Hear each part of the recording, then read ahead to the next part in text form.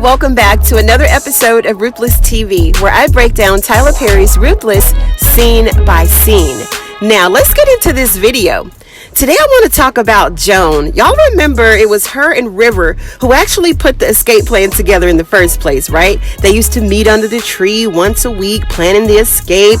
Joan would even brag about them having a car ready at certain points to pick them all up, right? River even had his fingers all over it, remember? He had set up these fake bank accounts ready to transfer all of the highest money into these fake accounts. Now, when the rubber met the road, River got scared and didn't want them to go anymore. For River to always have a plan, an escape route, and strategies, he ain't gonna bust a grape. But no, in this instance, River was 100% correct because they all got killed. And Joan is now riddled with guilt, right? Apologizing to the other ladies and feeling horrible. She's going through it. Now, what I'm a little confused about is why none of them went with the escapees. Paula didn't go. They went through all of this planning and rehearsing and sneaking around, risking their lives to meet under the tree once a week. But none of our main characters from the show were a part of the group. And I'm very shocked that Daikon never caught them while they were meeting up. And how did they set up fake bank accounts and getaway cars? Oh yeah, Joan, well, she does work in the finance trailer, so I guess she would be able to use a computer sometimes here and there, for her accounting stuff, quote unquote. When Joan started breaking down in the trailer, having a full-on panic attack, it was River who actually went in there to calm her down. And River kept stressing to her, remember what I said. Just remember what I told you.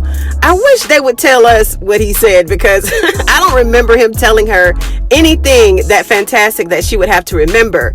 Do y'all remember such a conversation between them?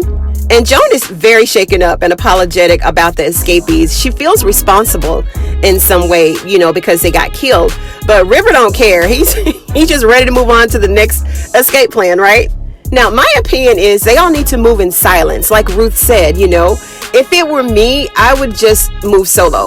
I would go by myself. I wouldn't let anybody know. I would figure everything out, in my head and then try to go for it because it's too many people that know about wanting to escape and somebody's going to tell and somebody's going to slow down and slow the group. It's just too much. Like, I would go solo for sure. And who carved out that hole in the gate?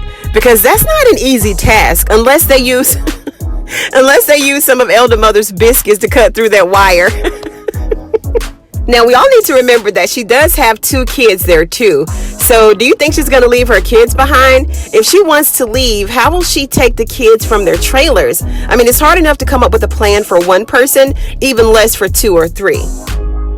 If it came down to it, Joan would probably leave the kids there and then come back for them. I mean, what would you do? Would you leave your kids or take them with you?